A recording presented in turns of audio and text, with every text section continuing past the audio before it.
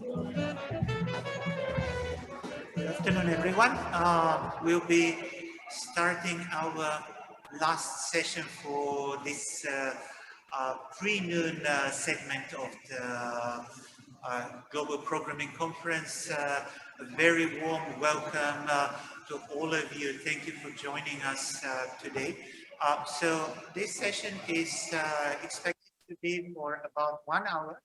And it's going to be a very interesting session because we're going to focus on lessons learned from readiness implementation. So the idea of this session is that we'll have an interactive discussion. We have an esteemed panel here joining us, but I also want to invite all of you to pose questions to the members of the panel, either through the Hova app or when we start a Q&A session by raising your hand. And with that, I also want to remind everybody to follow the COVID protocols. Please make sure that when you don't speak, you wear your mask. And with that, please enjoy the session. So let me just start with a very quick overview of the readiness and the implementation of the readiness program.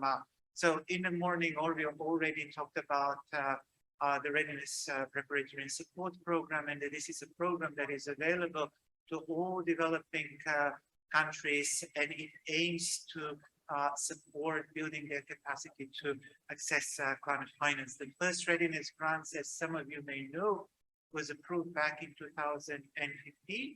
And as of May 31st, 2022, the Secretariat has approved 590 readiness requests for a total value of $413 million, including 82 grants for adaptation planning and 508 grants for other readiness support. And out of them, 84% have already have their first disbursement.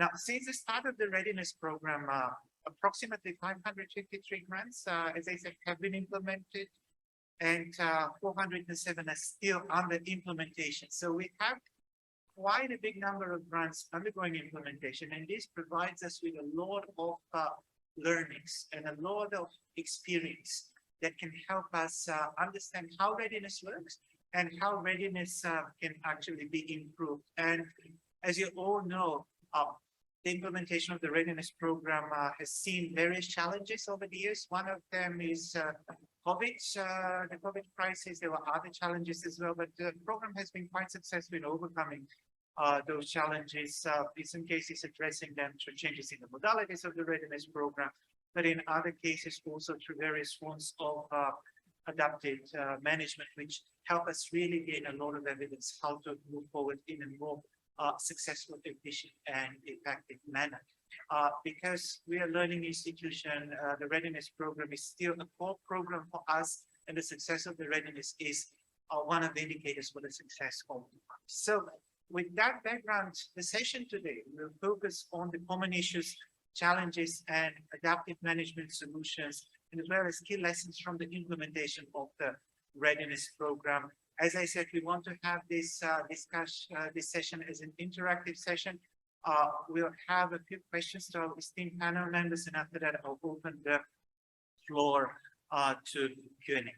So without any further ado, please allow me to introduce the members of the panel today. So I will start from the left side. So next to me is Maya Swaradze.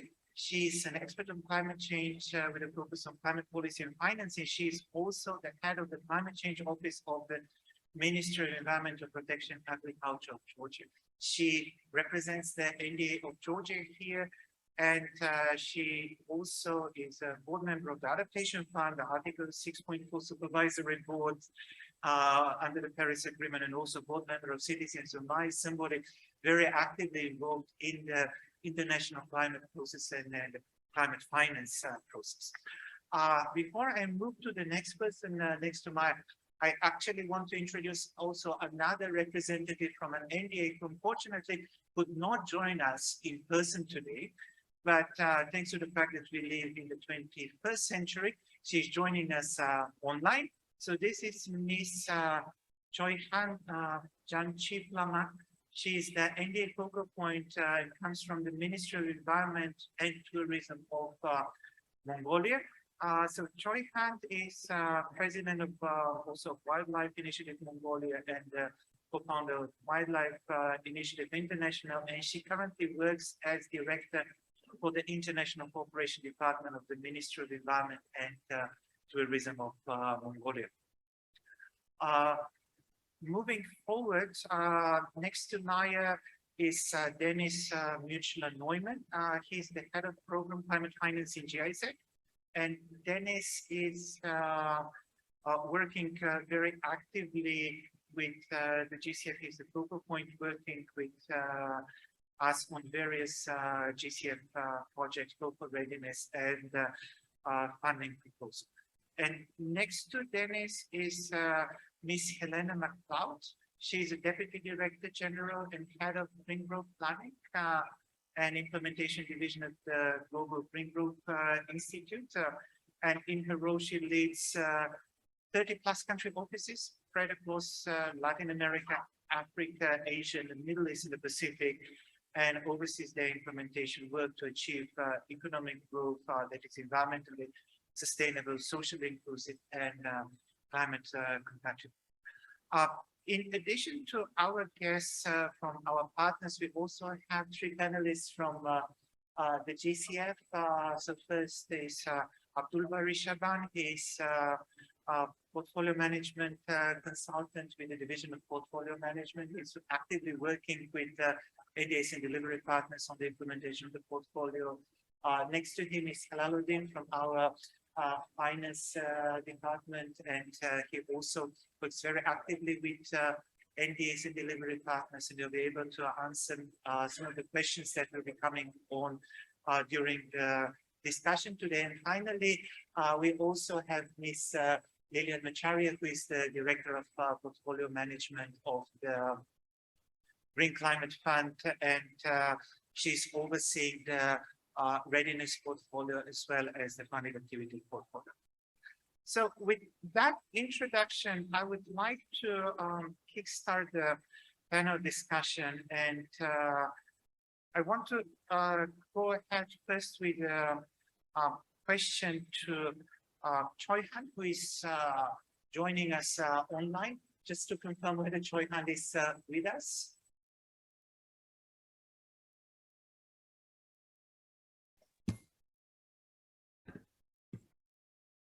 Yes. IT colleagues, can you confirm? So, all right. So while we are waiting for this confirmation, maybe I can switch the order. Oh, okay. Choi Han is here. Perfect. Very warm welcome, Choi Han. And thank you for joining us virtually. So, Choi Han, you come from the NDA of Mongolia, and Mongolia has been one of the examples of very successful use of GCF Readiness Fund. So can you tell us a little bit about the success of Mongolia and how Readiness has helped you also build your project pipeline, and what are the major success factors for this, and maybe also share how this can be replicated in other countries. Thank you. Thank you very much. Thank you very much for the organizers and the GCF for providing me this opportunity to share my experience and lessons learned from the readiness program of Mongolia among these very distinguished panelists. And yes, Mongolia has in the past like 8 different readiness programs are approved through GCF. And this is a very good experience, and it is very engaging process overall. And from talking about the readiness program, I would like to briefly introduce about the country context. And it is Mongolia is, as you know, this landlocked country between China and Russia, and this is a developing country. And the country has an economy which is relying on the exploration and livestock breeding and agriculture sectors. The impact of climate change is expressed and climatic extreme events, droughts, and extreme cold winter, floods, and so on. So the country has established its legal framework addressing these issues, including the climate change impacts.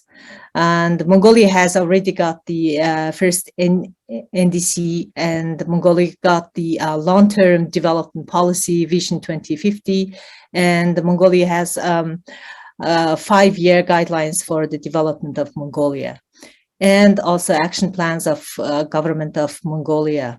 So in all these policy documents and the policy key policy frameworks, we identified the climate issues, climate impacts, adaptation issues, in addition to the mitigation, how we're going to tackle these climate impacts. And within that framework, we just see the climate finance issues, how we're going to fill in the gap, how we're going to elaborate more. So how we're going to access the climate fundings.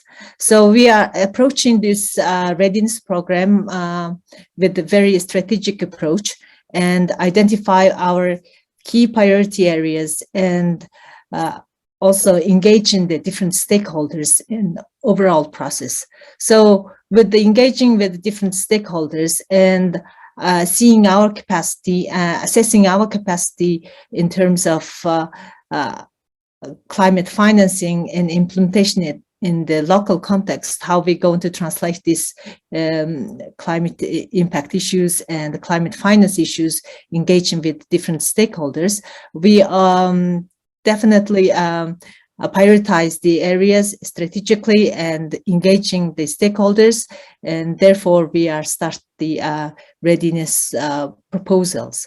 And with the readiness proposals are really catalyzer and really moving forward, enable us moving forward. And it is very important, very essential funding for us to enable the further project concept notes and full-size projects with this funding, available funding. So far we've done 8, we are approved with the GCF 8 readiness programs. All of them, it was very successful, a smooth implementation, and we are happy to further extend our collaborations and sharing our experience in specific questions if there is. Thank you. Thank you. Thank you very much, Choi-Han, for this introduction and for sharing your experience. And I think that a lot of other countries can actually learn from what you have done up to now, and also continue building both their readiness pipeline, but use that also to build the climate project pipeline. So now I want to move with my next question to Maya, and Maya comes from the NDA of Georgia. My understanding from the brief discussion we had just a while ago is that Georgia has about 5 readiness projects at the moment. So I would say that it's not at a very early stage of using the readiness program, but is still one of the countries that have a lot of other opportunities to work with readiness from now on. So my question will be where about the some of the major challenges that you have seen in using readiness funds up to now, but also maybe talk about the opportunities and also what makes readiness attractive to you. Thank you, Maya. Thank you very much for this interesting question. As we are between the lunch, I will try not to keep it very long and to use my time very effective. But I should mention before I move to the answering the question, and I should comment about the. I think we have the most gender balanced panel today that I have seen within these days. So this is very good. So regarding the Georgia's engagement and the challenges of the country using the Readiness program, Georgia was one of the first countries that accessed the GCF Readiness. It was back in 2016-17, I think, having the NDA strengthening and the country program development. Our delivery partner was the GIZ, and we really cooperated a lot. But as it was very early stage, it was like learning by doing exercise more. Of course, we had a lot of challenges and a lot of successes as well. It was the most important and the most attractive that we saw by that time was that through the NDA strengthening readiness, we had a lot of consultations with the different private and public sector entities. And from that time, we saw and we managed to engage, it was even for the first time with the private sector entities. And as a result, the biggest private sector entities in Georgia started to talk about the climate finance, about the climate change. And we ended up to have the first financial institution accredited as a direct access entity to the GCF from the region. Regarding the challenges, it has been a long journey back from them. But one of the issue and more, it would be the lessons learned rather than challenge probably, was that during the country program when we developed the concept notes, which were the priority for the countries. However, within the process, we found out that those concept notes and those priorities unfortunately didn't match with the accredited entity priorities that we had by that time in Georgia. And in number of them, we ended up that those concept notes were not developed to the funding proposals, and we didn't manage to send them to the GCF. What I'm saying, it was the lessons learned, because currently we are also implementing the technology needs assessment for Georgia, where we plan to develop the concept notes again.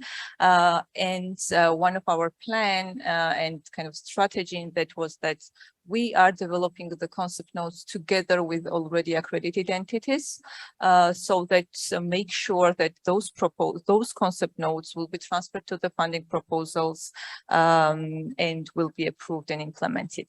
The other readinesses that we have, it was like quite a straightforward readinesses with the direct access support, and as I mentioned, the technology needs assessment. However, of course, I think Georgia is not the only country whose challenge is that we are not using our country yearly allocations completely. Although we try, I should mention that we try. So this is one of the key issues that has been discussed also here during the process. And I think the challenges within this that we face as a country is not only, it's not about the absorption capacity of the NDAs, whether they can implement several readinesses over the year or not, but also it's very important to have a clear guidance what type of support they can have, the countries, because as it stands currently, we have a feeling that you can have any type of program for the readiness, but in fact it is not the case, because we have had several proposals which ended up that it was not eligible to the GCF readiness project. So this is something that is very important, to have really clear information and clear guidance about which type of support the countries can receive. Additionally, I would say that as the readiness is developing, so it's not like very one type of support. We had like first readiness, we had readiness 2, and maybe we will have the readiness 3 version. I think it's very important to have a systemic approach, because currently, for example, when we say that the countries do not use their allocations, maybe the reason behind can be that they would need the systemic approach. And what I'm saying is that, for example, with the GEF, we had the national communications or the BTRs, where we know that every 2 years or every 4 years we can access those funds, and almost every country is using, because it's also linked to the reporting requirements. While we have the NDC updates need every 5 years, or we have the technology needs assessment to be developed. And if the countries are properly guided, that they can, like every 5 years, they can access the readiness for the NDC update, or for developing their country program like twice a year and or so on. So I think it will make use of fund more effective and efficiently. And as we are having the direct access, I will have just 1 minute and stop there. One of the challenges for the direct accesses are their capacities. I think they are even in more need to the readiness support is the NDAs. And I also believe, because there has been several comments here, that somehow dedicated, maybe not the readiness, but the support facility for the direct access entities, especially the ones who are starting the engagements, would be very important, and will have much strong results in terms of the pipeline from the direct access. Thank you. Thank you. Thank you very much, Maya, for this very important feedback for us, because it's really important to hear the voice of the AGAs and our partners, and understand how you see the readiness preparatory and support program, where exactly we can improve, and what also has worked well. And now I want to look at readiness from a slightly different perspective. So we heard two comments, two interventions from NDAs, but we also have delivery partners on this panel. And I want to start with a very quick question to Dennis. And Dennis and GIZ have exposure to a number of readiness grants, including multi-countries readiness proposals. So Dennis, from your perspective as a delivery partner, what do you see as challenges and common issues in managing readiness grants, especially multi-country readiness grants? And also, what were the successful outcomes, learning, and some advice that you can also provide to us? Thank you very much, and thank you very much for having me. It's great to be here on this panel with so much other distinguished panelists. I mean, with Maya, we share a strong relationship in supporting Georgia from the first minute on readiness, and with GGGI, we are implementing some very effective climate action in the South Pacific, so that's great. And with Mongolia, we have a long-lasting relationship as GIZ. So great to be here, and especially also with the colleagues from GCF sitting on the panel. We've been delivery partner to the GCF since 2016, I think. So one of the first delivery partners out there, and Georgia was one of the first countries we supported amongst 3 others. And at the moment, we are supporting 4 countries and two multi-country initiatives that have just started. And what is interesting to see, I think, over the time, is that how the demands actually have changed from the countries. So we began in the first round of readiness support, supporting countries like Georgia in NDA strengthening, capacity development. Then it went on to country programming, accreditation. And now we are at a stage, I think, where it's slightly shifting. We're looking very much at sectoral readiness, pipeline development, and that is something that is also coming up in this conference, post-accreditation support. So how do we get the direct access entities that are already accredited to the fund up and running to implement projects at the end? And the question I always ask myself, since I'm doing readiness, when is a country ready? When is an institution ready? Is it ready when it has its NDA in place? When it has its first direct access entity? Or is it ready when it has its first funding proposal passed through the board, or the second, because that proves that it's institutionalized? So that's something that I've been thinking about a lot. And my tentative conclusion is that a country is ready when it is able to teach other countries and other institutions, sharing experience. And this is why we as GIZ want to focus especially on looking at these multi-country initiatives, where knowledge management, knowledge transfer, peer-to-peer exchange are in the center of the readiness support. And this is something that we are supporting, like the community of practice of direct access entities just had a meeting outside with fellow colleagues, and also the CSRI initiative headed by the Maldives, where small island developing states are engaged in being supported to get access to the fund. And I think there's really more to be done in terms of fostering the exchange between NDAs, between direct access entities, between delivery partners. So learning from another in terms of how we, the exchange that we have, or the experience that we have gotten on the ground.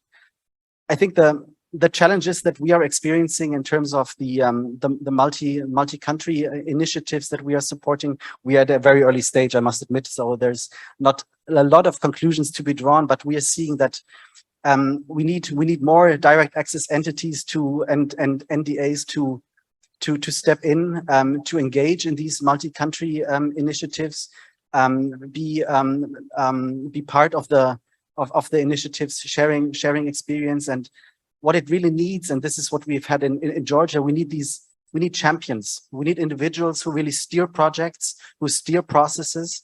Maya has been here from the first minute, and it's always a pleasure to see Maya, because we know that we have someone, a partner in the government who's really bringing things forward. We need institutions that champion processes, like Prof. Nampa, who's chairing the CPDAE initiative, for example. These are the I think the success factors, and us as delivery partner being more in the background. You know, what we can do is we can set the scene, we can facilitate, we can get others together, but at the end it comes to that those who know best explain to those who are new on board on what to do and on best practices. And with that, I close. Thank you very much. Thank you very much, Dennis, for this perspective. I actually like very much the question that you posed. When is a country actually ready? And this is something that all of us are trying to understand. But I think the process that you describe of countries moving from institutional strengthening all the way to development of a pipeline and eventually becoming from learners, teachers, is something that is, I think, also very important. Thank you for this contribution, and also for talking about knowledge management and knowledge transfer, because I think this is another key element of the successful readiness. And that, I think, allows me also to move to our next panelist, Helena McLeod from GGGI, and also ask her to share the experience and the perspective of GGGI as our delivery partner. We're working very actively with you as well. But can you tell us which are the best experiences with the GCF program that you've had up to now, and also the three major challenges that you have encountered while working with us across your portfolio? Thank you. Fantastic. Thank you. It is wonderful to be here. I personally think that readiness is like gold. It's $1 million a year that you know is going to come. And I know it has been difficult for many people to access, many countries to access. But if the planning is there, if it's done, it can be like a factory, and you can get this very steady supply of $1 million US coming through. And that $1 million US, I think one of the magic things about it is how you can use it to leverage tens of millions, hundreds of millions, potentially billions of US dollars. So I'll come a little bit about how that can be possible. But firstly, to say a little bit about us and how we work. So we are an intergovernmental organization. We're a little bit niche. We focus just on green growth and all aspects of green growth. So absolutely adaptation as well as mitigation. And we cover all of the world, or most of the world, in terms of the region. So Latin America, Caribbean, Africa, Asia, the Middle East, Europe, and the Pacific. We have about 35 country offices, and we have a lot of readiness partners. And we're very fortunate that our headquarters are actually based in Seoul. So we sit very close to my wonderful colleagues on the left here from the GCF. And it's a privilege to have that connection. So we actually have something we call the GCF liaison unit, and we have a couple of staff that sit in close proximity to the GCF. Now, why is that important? Well, I come from different things I've done in my career, but one of them is I was in UKAID, so I was with DFID for many years. And all donors have their hoops and their hurdles. It is just a fact. It's taxpayers' money. And so part of working with a donor is learning how their systems work and how to speak their language.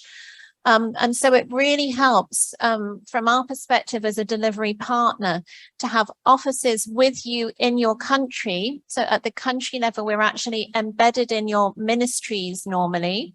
And then we also have our headquarters here with a liaison unit working directly with the GCF here. So that can really help us learn the language of the GCF, help you understand how to access the readiness, and just try and process the readiness as quickly as possible.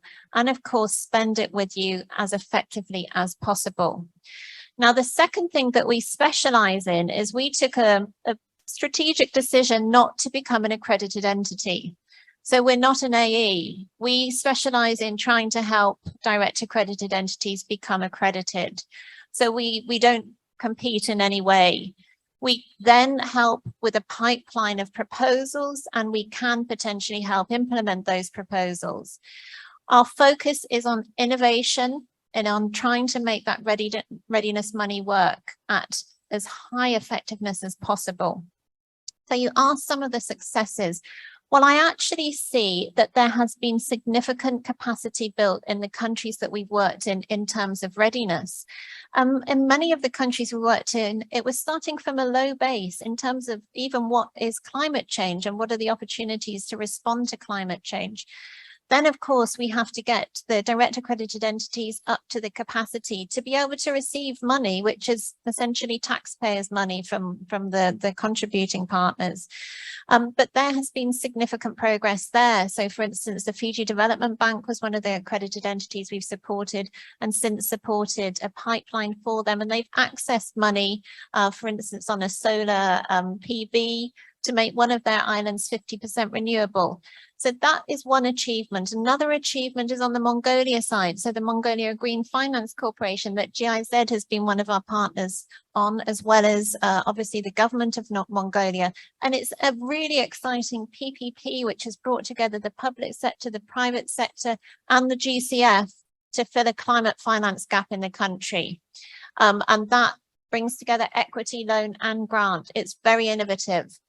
But the third area of success, and I think this is going to be the tipping point, is the work that we're now bringing through in some of the readiness programs in Latin America, where we have a suite of sort of template readiness proposals, where we've taken the successes we've had from other donor-funded projects like UK-funded projects, where we supported over 4 billion of sustainable bond raising, so 4 billion in Peru. And we've translated that knowledge into our readiness work. So we're now working with St. Lucia and Paraguay and a number of other countries in Latin America to bring that into the readiness, to use the readiness money to do on-the-job learning so that the government officials will know how to do it in the future. And from that readiness, we hope to be able to accelerate the transition in terms of making enough climate finance available. So we're looking at hundreds of millions of dollars, but possibly even billions, depending on what makes sense for that particular country. So those are just a few examples. Now, you also asked for the challenges. Well, yes, of course, there have been challenges, and I'm not pretending. We haven't had sleepless nights, and my staff haven't, really wanted to wave a magic wand. It has been difficult in some instances in terms of the speed. We also have found that when it's a one-off 1 million and then you have to apply for another 1 million, you potentially have problems with paying the staff that do the readiness, and you haven't completed everything in the 1 year because this is building, we're building blocks. But I think our GCF colleagues will tell us shortly how they're really going to slash some of the red tape, and that is just great to hear. So they've been very, very responsive and incredibly collegiate in terms of how they work with us. Of course, the second challenge has been COVID. So we have seen delays across most of our readiness work. But again, with the flexibilities the GCF have given, we have completed all deliverables in our readiness work, but it's just taking that little bit longer. But COVID has affected the globe. Another challenge that I do see is the capacity of the DAEs to actually deliver that implementation on the ground at scale. And of course, we're faced with such an acute challenge in the world that in a way we don't have another 10 or 15 years to get us all able to implement effectively. So I think the opportunity is there is again to collaborate in partnerships with the private sector, with the public sector, with organizations that are, you know, have additional capacity, like ourselves, like GIZ, to really accelerate the knowledge transfer. And we're really actually transferring knowledge to sectors and changing sectors. So how can we change the finance sector and make it green? How can we develop a pipeline of bankable projects that are green? Because in most countries, we don't have enough actual projects that are commercially viable. But we know if we have the money for the feasibility work, we can get there. These are opportunities to work together, and I call them radical partnerships for radical impact. But this is why we're all here today and this week. Thank you. Thank you. Thank you very much, Helena, for this very powerful message that delivered and for looking both at the positive sides and as well as some of the challenges that we have. And I think looking also at the clock, it's time now to maybe open this floor for questions from the audience. We haven't received anything on the Hoover app, but I think that we can go back to the very classical way of asking questions by raising hands. So I would like to invite the audience to raise their hands and address any questions to our panelists. I just want to remind you that we also have colleagues from the Secretariat that are ready to answer your questions. So I don't see any hands for now. So please think of your questions. In the meantime, I'll just ask one question for a starter because we are talking about the challenges, but also how the readiness can help overcome these challenges. So I'm interested to know from our panelists actually how the adaptive management and the flexible granting modalities are helping you deliver better the outcomes of your readiness grants. So maybe I'll ask Maya to come up with first with this, and after that maybe Dennis and Helena, and then we move to the public. I think it's very important to have, like within the process of especially within such an uncertain process, sometimes we have COVID, sometimes we have a lot of delays, to have the adaptive management. And it's really very important to keep projects ongoing and to keep delivering ongoing. In our case, we had several cases and we had an experience in the need of quickly adapting to the new modalities. One of them was, of course, the COVID, which really had a huge impact to us. However, being flexible from the delivery partner side and also from the GCF side, it really helped us a lot to put the process forward and not to stop and not to stick on those challenges. So I think this was one of the very important experience and lessons also from our side to be as much adaptive as possible. Thank you. Thank you. Thank you for this. Maya, I saw that we have actually a question from the audience, so maybe with your indulgence, I'll take that question and then come back to Dennis and Helena. So, colleagues, I cannot see very well, but please go ahead and ask your question. Thank you very much.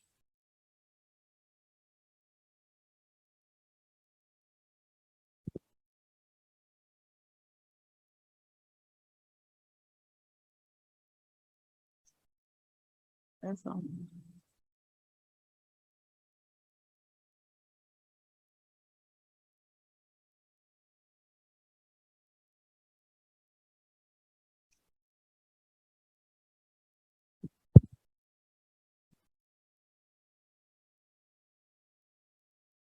Hello, thank you for the interesting presentation. I have a small question about the key challenges in the readiness. The capacity of model evaluation is far lag behind in our LDCs and African countries to have this to monitor and to detect the progress in the readiness projects or however, for the implementation procedures in the even in the project in the funded project by GCF.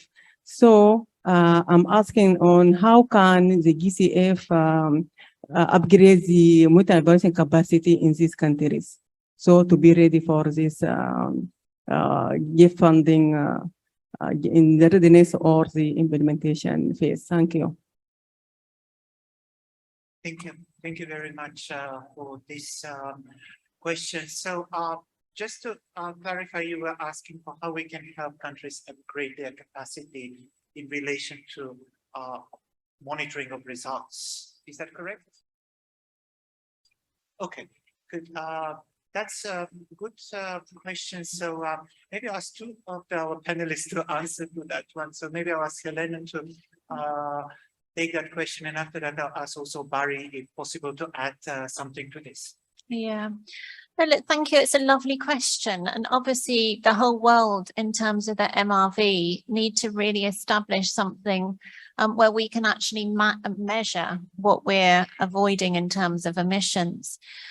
So the readiness is a very flexible tool. And in some of our countries, that is what the priority of our partners have been, our NDA and ministries. And so we have incorporated the MRV support and capacity building into the readiness proposals.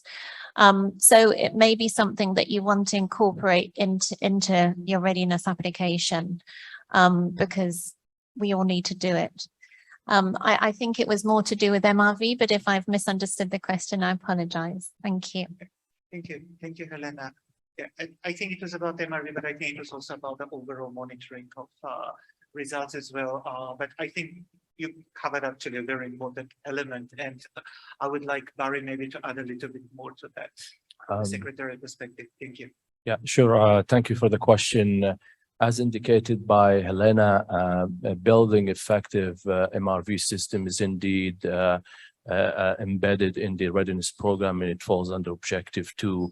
So the country can outline its needs and strategies in this respect and incorporate it in the readiness proposal, and that should be addressed accordingly. I think from the way I understood the question is more about strengthening the capacity of delivery partners and countries to be able to implement readiness grants. And in that respect, I would like to highlight that the GCF is indeed providing that kind of support and is considering some more other flexible options to allow countries to get readiness proposals approved. I think countries are in close communication with our colleagues in the Division of Country Programming, regional managers specifically, and they should be able to guide you on how to access these kind of modalities. Thank you. Thank you. Thank you, Barry. Thank you once again, Helena. I want to see if there are any other questions from the audience. I won't see any hands. Okay, so while you're preparing for your next question, there is one question. Okay.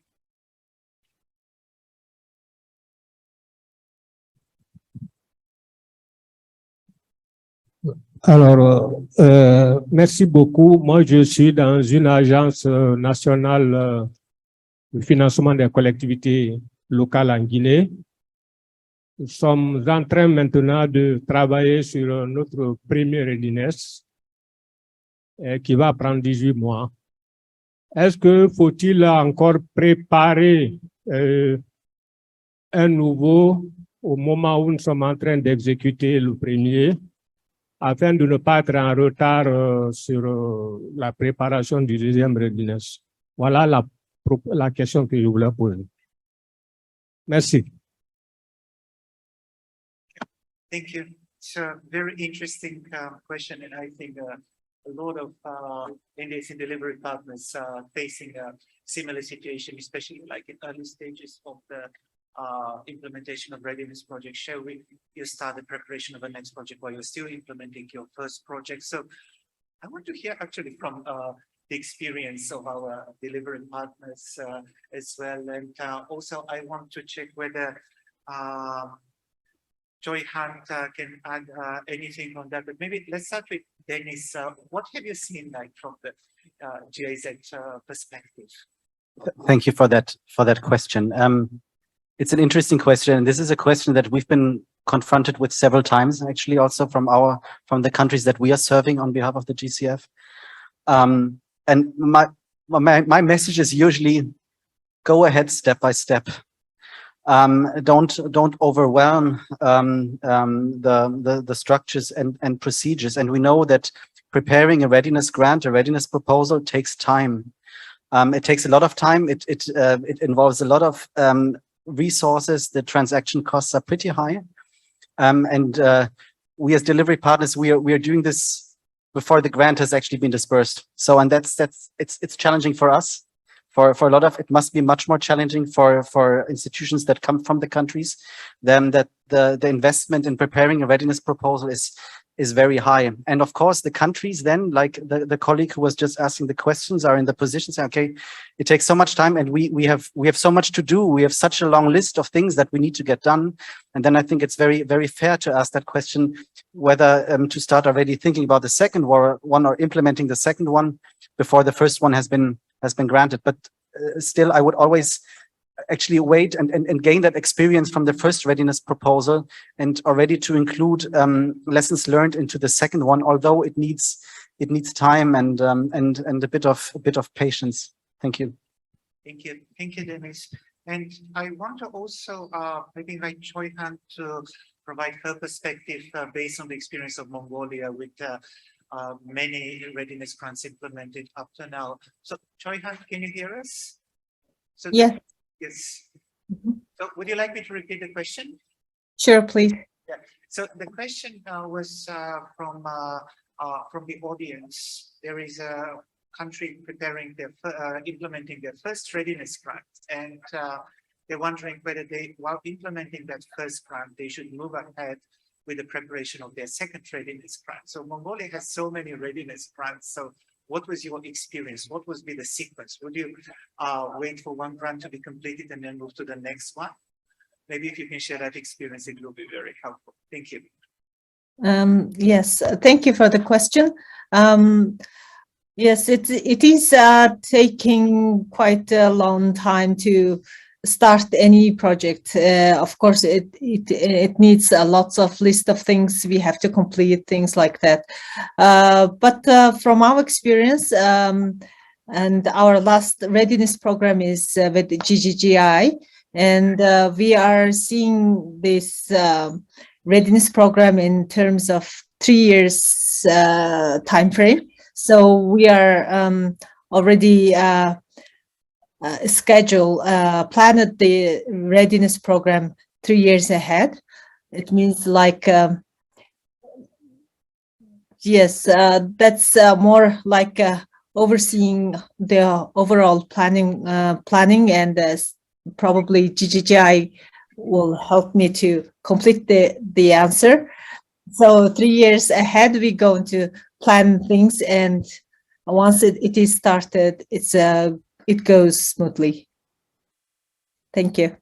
Thank you, Joy Han.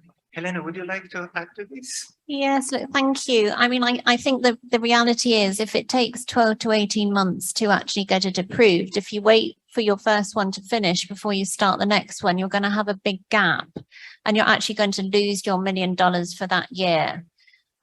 So my suggestion is that there is planning. And we do, as our friends in Mongolia have done, plan on this 3-year basis. But I also am aware that we now have this new era of readiness where we're going to multi-year, and we've been very fortunate, I think, to be one of the first recipients, or we've got a multi-year readiness for the first time. So we can now apply for multi-year readiness applications. And that really makes a difference because it means that all that hard work in the first year has a longer time frame.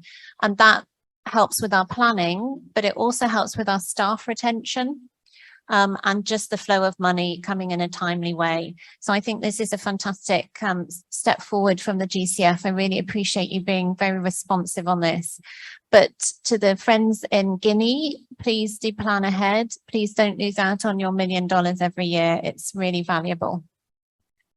Thank you, Helena. And while waiting for the next question from the audience, I want to pose the same question to Helal as well, and also share if like there are any challenges actually on the financial side if entities come with several proposals in the text.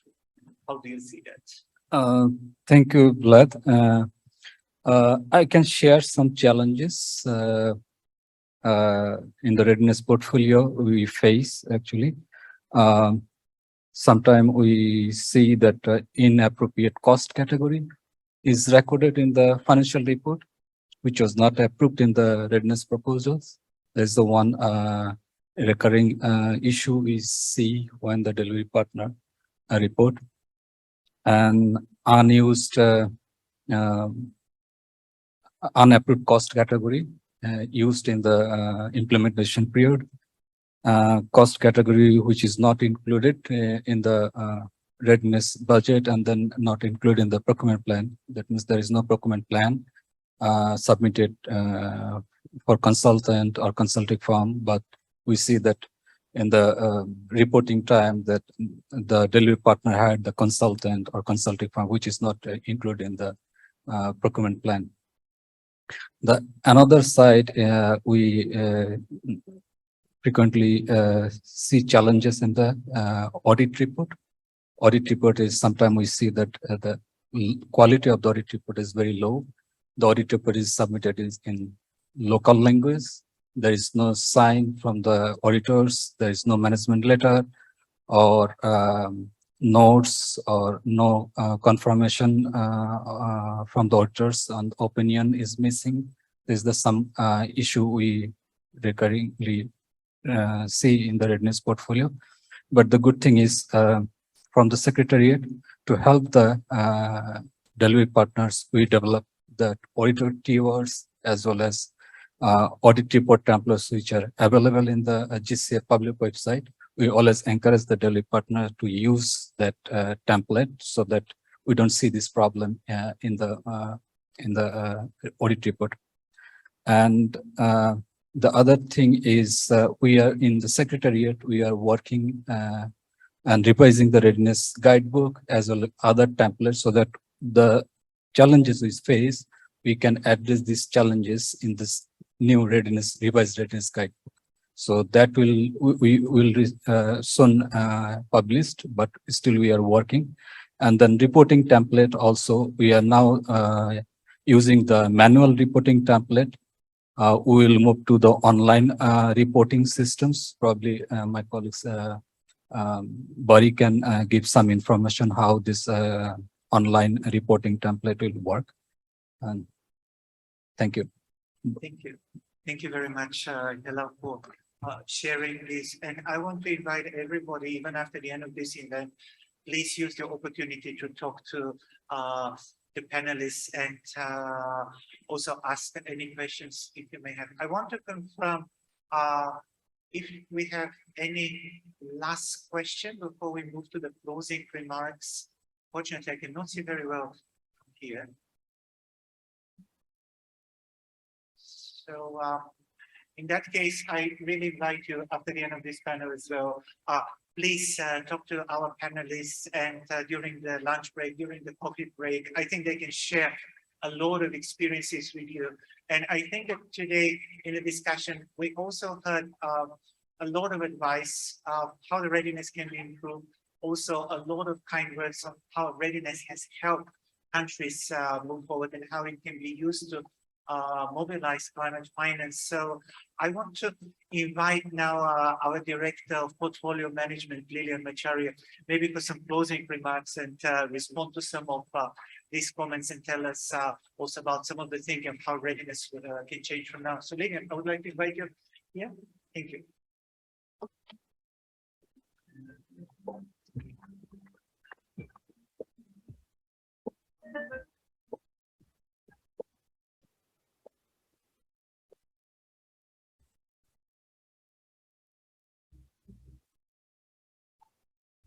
Hello. So ladies and gentlemen, I don't know if you agree, but if you're like me, I just think this is so much worth the price of admission. So if you don't mind, if you could put our hands together for the very esteemed panel and the insights they've given us. Thank you. Right. So I just want to take this moment, first of all, to just recap some of the key messages coming out of this. I know we've heard a lot about challenges in accessing readiness, but I think what I seem to have heard here is that even if you're talking about that, we've had some partners who've been able to access multiple grants of readiness. So I think the message to take out from here is that it can be done. And I think, as my colleague Vlad has said, please reach out and just find out what magic do these guys have and how we can also support you, because we're here to listen and look at how we can make it happen. But I think the fact that you have people who've been able to do that severally, I think does show that it is possible. I think it needs to be, and we need to probably share a lot more in line with what I think Martin and also I think Maya also said in terms of sharing experiences. I think we need to invest a lot more in that so that we can also learn from each other. I think we heard also from Mongolia, of course, the fact that they've been able, and the readiness have helped them engage partners, come up with concept notes, and lead to funding proposals. And that if you also look at our portfolio, you'll actually see Mongolia has benefited quite some bit. So I think there is a role that readiness plays in terms of creating the capacity and know-how also, as I think Helena said, about getting to know how the system works, what is required. And we invite you to please engage proactively with the Secretariat in that regard to make sure that at least you capitalize and you're also able to maximize on the resources that are available. We are here for you and we are open to hear and to support to make sure that at least we address the real emergency that we all of us facing. I think nobody here can say they have not seen the effect of climate change in our lives. We've also had some lessons from the esteemed panelists. And even how, for example, we heard from, I think that was from Georgia, that they were able to use the readiness to develop country programs, which unfortunately did not have a lot of uptake from accredited entities, but now they're working on technology needs assessment and they're working with accredited entities to make sure that that effort then leads to actual programs that help them realize their climate ambitions. I think this is something to take home, but also just to also let you know that the Secretariat is also reviewing our readiness support and in terms of core generation, so that we also support some of the countries to match some of their aspirations and their needs with accredited entities that can support in that regard. We heard also about some of the opportunities, about need for us to provide clear guidance. And as I think Barry and Helene have mentioned, we are coming up with a guidebook that is meant to help support and make it a lot more predictable, our requirements. And we also here, again, we're also having our regional offices in the and our counterparts in the country programming division supporting our partners to just clarify what it is we are looking for. And we continue to be responsive, especially when it comes to the implementation time. We also note that there's needs to continually support NDAs and DAEs to be able to support, to be able to access the readiness, and that's continues to be our focus. If you look at our upcoming strategic plan, we place some critical emphasis in that regard. So again, the point here is to say that we've heard you. It's not just in this forum, but in the previous engagements, and we'll continue to work to address some of those issues. I think the question that was raised by Dennis about when is a country ready is a critical one. But I think what was really encouraging is to hear, the progression that he mentioned about how the demands have changed, because at least it does show that we are building on whatever readiness support we get at each subsequent phase. He mentioned initially you start with the NDA support and coordination mechanism, then you go into programming, and then you get into sector readiness and funding proposals. And I think that's a logical conclusion, but I think you also really cannot say enough about the point he made about countries learning to teach each other. I think the wealth of experience is not with the secretariat or with the delivery partners that come in to support, but amongst the countries themselves, because you all face the same realities and we have a lot to share. Without repeating everything else, I think we also had some of the questions from the audience, speaking about challenges on monitoring and also concerns about how soon and how do they balance the process for planning for new readiness grants and implementing. And I think there was some very good feedback and experience from the panel on maybe the need for planning, need to take into account the capacities of our own institutions so that we make sure that we're not biting too much. But also encouraging is that the Secretariat is also looking at a multi-year readiness, which allows you to think a bit more long-term and not have to spend a lot more time every year coming up with a new proposal that is probably feeding into something that you could have actually factored in within the multi-year readiness. So I think with that remark is just to say we hear you and we are really happy to take more lessons and to hear more of your feedback as we go forward. And just to say that as the Executive Director had indicated, what we are hoping to do from this mission, from this engagement is also to learn on what we need to consider in our next programming period to make sure that our priorities are aligned with what countries are looking for. As we say, it's a country-driven process. GCF is country-driven, and we definitely look forward to hearing your feedback. And with that, I just want to again thank you very much. Thank the panel, Maya, Dennis. Sorry, I'm sure I'm butchering your name. Yeah.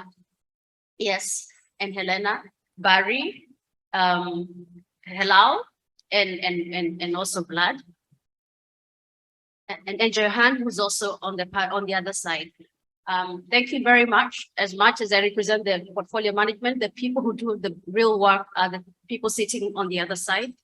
They only give me the mouthpiece to speak on what the great work they've done. So I think, thank you very much, and thank you for being our partners. Thank you.